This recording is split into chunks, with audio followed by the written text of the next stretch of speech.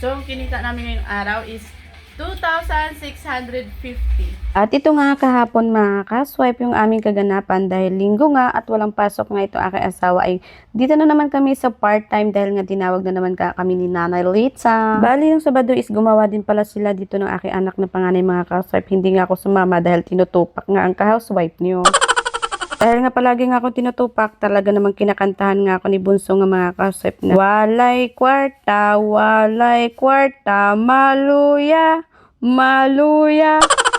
Bumaba nga yung asawa ko dito mga ka-swipe dahil tinawag na naman nga siya ni Nanalita at pumasok nga ako dito dahil marami nga pagkain nga dito mga ka-swipe kasi pag dito talaga kami mga ka-swipe gumagawa ay talagang busog nga kami at may mga pa-take home pa nga kami ng mga pagkain. Yung Sabado nga hapon mga ka-swipe pagka-uwi nga nitong aking mag-ama ay dami nga nilang bit-bit dahil madami nga pinadala si Nanay Lita. At itong binapakita ko nga mga ka-swipe na kwarto nga ay naalala ko dito nga kami unang tumira nga ng asawa ko nung bumukod kami galing nga sa mama niya. Itong space na to is dito lang talaga kami nakatira. At ang upa nga namin dito mga ka-swipe is 2,500 kasama na yung tubig at ilaw. Parang tumira ata kami dito ng mga 2 buwan lang din.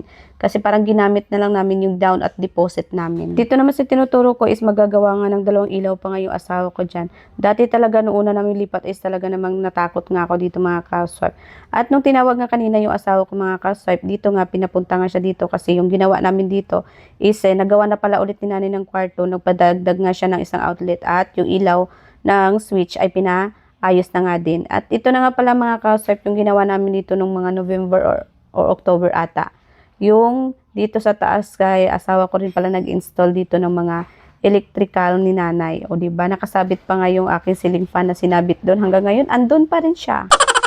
Pero fast forward, 5 PM nga pala kami umalis doon kay nanay. Umuwi na nga kami. At pagka-uwi nga, dumaan nga kami ng bakery at sabi ko nga, magbili nga kami ng tinapay dahil magmimerienda nga kami. So, ayun na nga, ito nagmimerienda kami at may pa-take home pa nga si nanay na bike. Ayan, tuwang-tuwa naman talaga kami mag-asawa kasi hindi na namin kailangan pa bumili. Kasi si Bunso is nabigyan din kami ng isang bike doon sa ginawa namin. At kay Nanay Lita naman is nabigyan itong aking panganay. Tapos man kami dito ay bibilan lang namin ito ng gulong mga kasap at ipipinturahan na din namin ng bago para magmukhang bago nga. O diba? Hanggang dito na lang ang video. Diba? Hindi.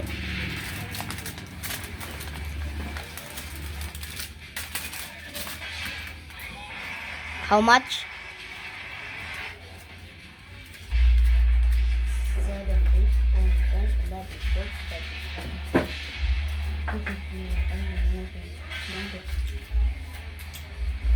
2K.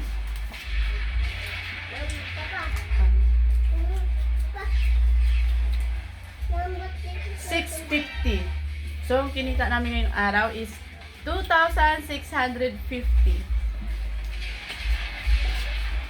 At kahapon para kinita nilang dalawa is 2,000.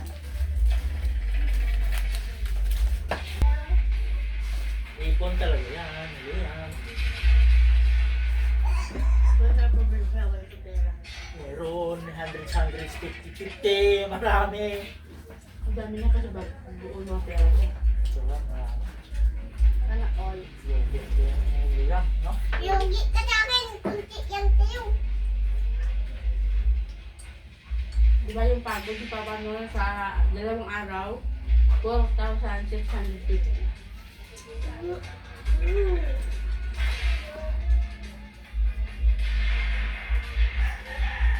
May pambili na siya ng may pang change oil na siya ng 20. Panakpak! Ay, baka may video kayo. Pambili na naman ako ng rayos. Pagtang rayos ito, nakalawa ko tayo. Gutom yung aming skills. Pero yung mga labor, busog na busog. Ang skills namin, no? Gutom. Yan. Ulam namin kanina is, wala na yung itlog. Wala to.